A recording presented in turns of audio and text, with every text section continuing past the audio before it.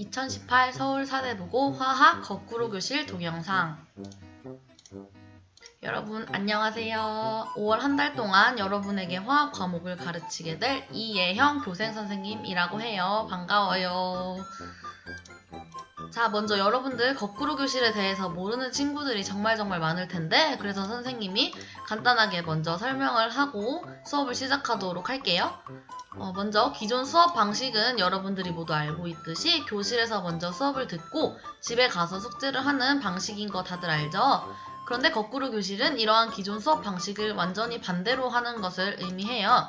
그래서 집에서 미리 강의를 듣고 교실에 와서는 활동 위주로 수업을 하는 건데, 이제 이러한 거꾸로 교실 수업 방식을 이제 한 달 동안 교생 선생님들과 화학 수업을 할 때 사용할 거니까, 이제 여러분들이 미리미리 집에서 강의를 듣고 교실에서 수업을 들어야 조금 더 재미있는 활동을 선생님들과 할 수 있겠죠? 자, 그래서 오늘은 원소에 따라서 어떤 화학 결합이 형성될까? 라는 주제로 선생님과 함께 공부를 해보도록 할게요.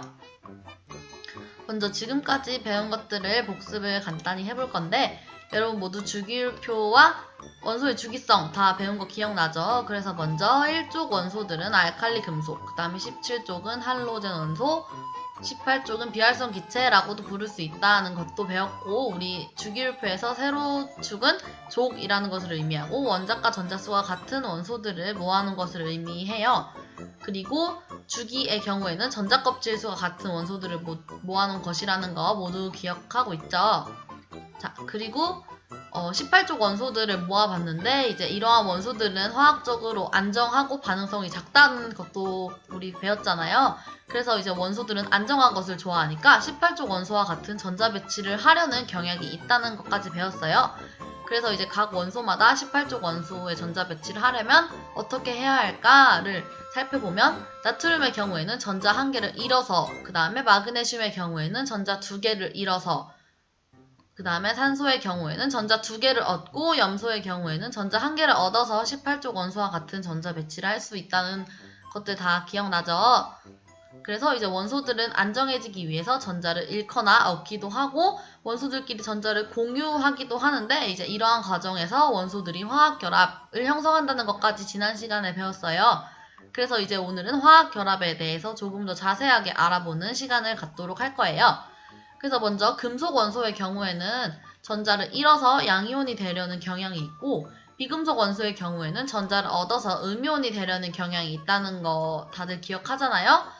그래서 그러면은 이러한 양이온과 음이온 사이에 형성되는 결합이 있는데, 이러한 것을 이온 결합이라고 해요.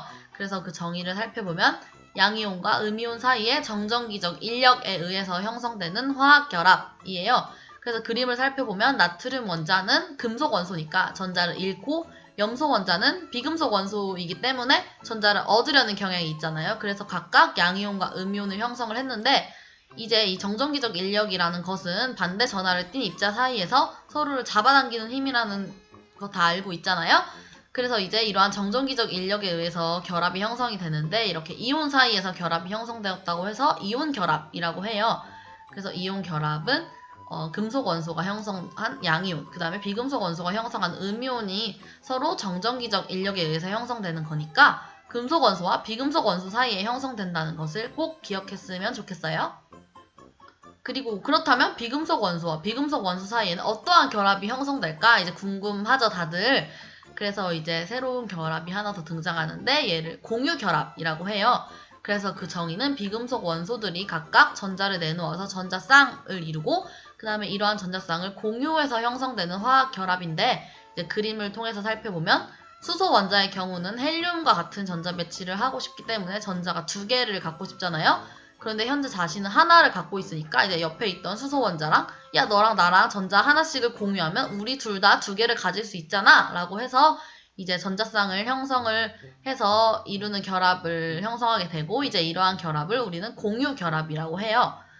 그래서 이제 우리가 이온 결합과 공유 결합을 각각 살펴봤으니까, 우리가 이제 예시들을 통해서 결합에 대해서 조금 더 자세하게 살펴봐요. 자, 먼저 이온 결합의 경우에는 염화나트륨의 생성을 통해서 이해를 할 수 있는데, 먼저 금속 원자인 나트륨 원자는 전자를 잃고서 나트륨 이온이 되고, 그 다음에 비금속 원소인 염소는 전자를 얻어가지고 염화이온을 형성하게 되죠. 이렇게 양이온과 음이온이 형성되었으니까 둘 사이에는 정전기적 인력이 작용하겠죠. 그래서 이제 정전기적 인력에 의해서 이온 결합이 형성된다라고 할 수 있고, 그 다음에 공유 결합의 경우에는 물의 생성을 통해서 설명을 해보면 산소 원자는 비금속 원소이고 전자가 2개가 부족하고 수소 원자의 경우에는 전자가 1개씩 부족하잖아요. 그렇기 때문에 산소 원자와 수소 원자 사이에 전자쌍을 공유를 한다면 이제 이 산소 원자와 수소 원자 모두 안정해지는 형태를 가질 수 있잖아요. 그래서 산소 원자를 살펴보면 네온과 같은 전자 배치를 할 수 있다는 것이고, 수소 원자의 경우에는 헬륨과 같은 배치를 해서 두 원소 다 모두 안정해진다는 것을 알 수 있어요.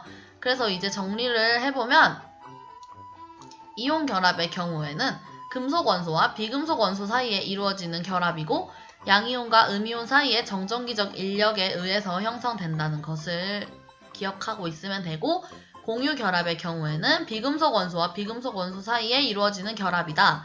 그리고 이 원소들 사이에서 전자쌍을 서로 공유하여 형성되는 결합이다 라는 것까지 여러분들이 기억을 하면 이번 시간에 재밌는 활동을 선생님과 함께 할 수 있을 것 같아요. 그래서 이제 동영상 여기까지고 수업 시간에 여러분들 선생님과 만나도록 해요. 안녕!